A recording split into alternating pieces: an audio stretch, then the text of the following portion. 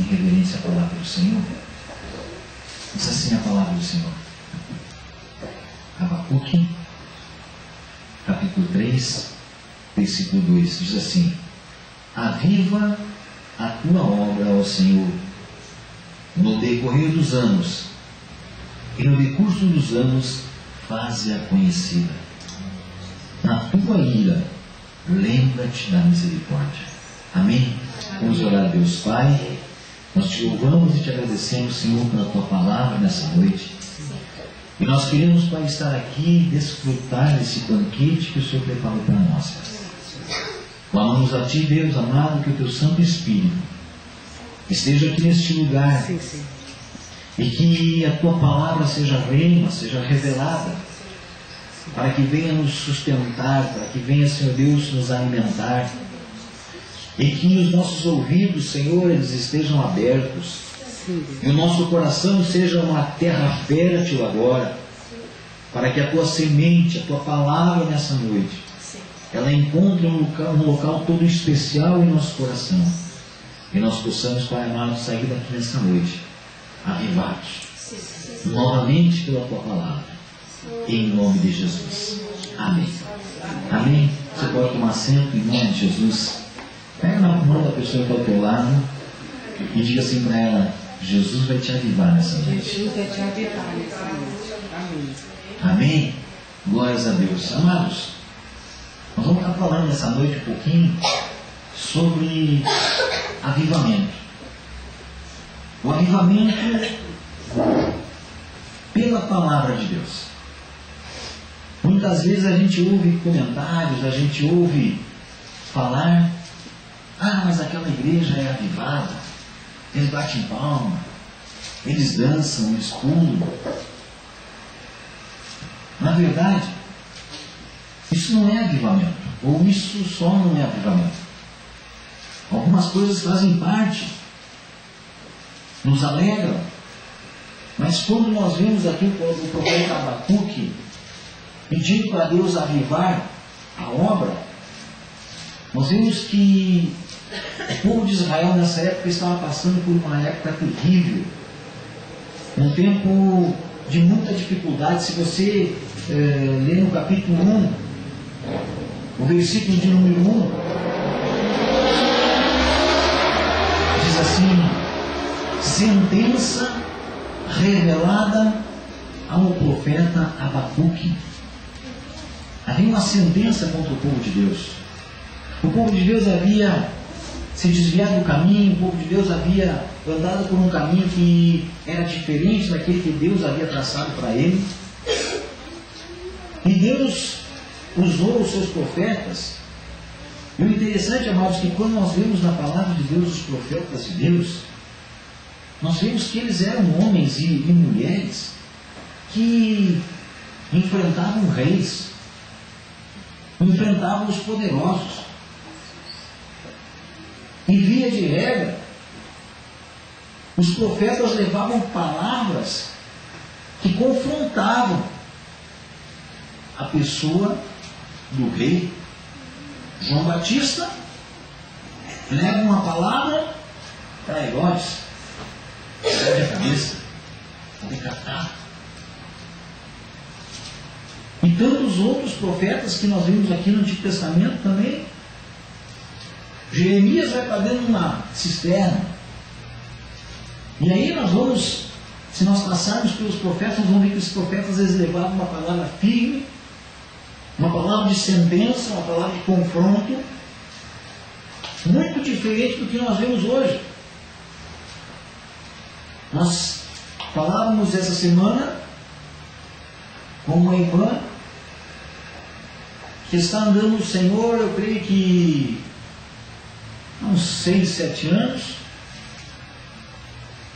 uma irmã firme no Senhor, já obreira no Senhor, e ela dizia assim: meu Deus, eu já estou há bastante tempo e Deus usou um servo dele, no caso foi uma serva dele, para trazer uma palavra para mim, uma profecia, uma revelação, uma.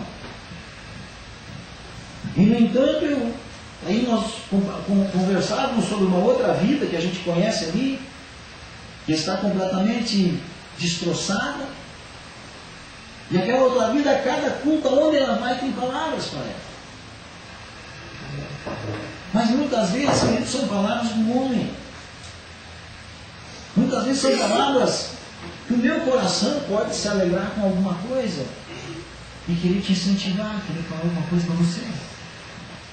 Mas quando nós vemos a palavra do Senhor, quando o profeta traz uma palavra, é normalmente uma palavra de sentença.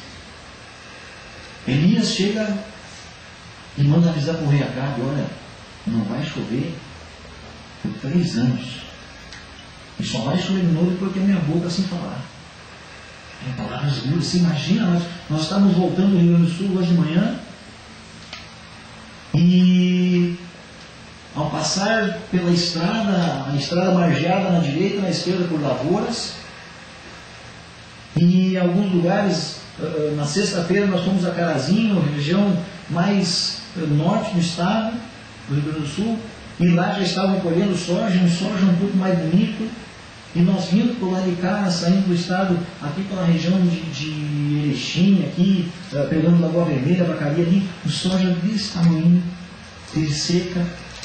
Esse ano choveu pouco, o soja pequenininho, não vai dar praticamente nada. O milho, nós olhávamos na beira da estrada, aquele milho dessa altura, seco já, que não vai servir para vender, vai servir somente para dar para os animais comerem na própria lavoura. Ou seja, uma seca destrói.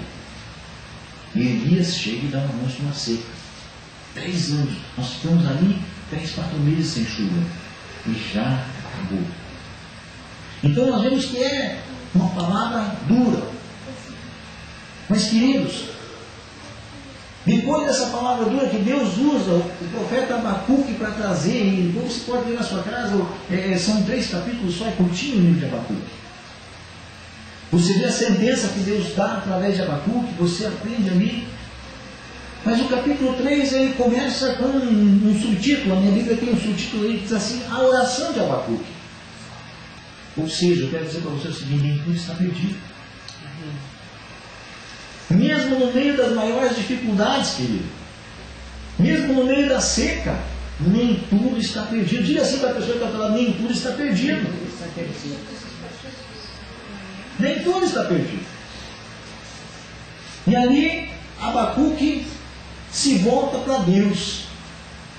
Abacuque vai orar a Deus e ele diz assim: olha, Deus, aviva a tua obra. E avivar a obra, mas não é nós ficar batendo palma. Não é nós simplesmente ficar pulando, nós saímos felizes da igreja. E muitas vezes saímos felizes da igreja, chegamos ali na rua, qualquer probleminha que acontece, ou na nossa própria casa, qualquer coisinha pode ser foi a nossa alegria, se foi a nossa felicidade.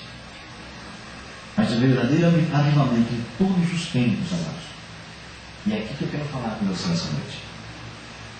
O verdadeiro avivamento sobre a igreja do Senhor em todos os tempos, ele foi e ele é ainda hoje baseado em 3 coisas para haver o verdadeiro avivamento na nossa vida. Martinho Lutero teve disso. Quando teve o avivamento sobre a vida dele e fez aquela declaração, as 95 teses fixadas na porta da igreja, aonde começou uma revolução no meio religioso e acabou e culminou ali pela reforma protestante. Posteriormente também outras pessoas trouxeram um grande avivamento. Wesley, um grande avivamento. Calvino, outro. Edwards, outro. Savonarola. E tantos homens de Deus que trouxeram um verdadeiro avivamento para a igreja. E quando nós falamos, amados, de Martinho Lutero, quando nós falamos de Wesley, quando nós falamos de Calvino, quando nós falamos de Savonarola, quando nós falamos de Edwards, esses caras, esses homens, eram homens como nós. Eles naquela época não tinham nem isso aqui, ó.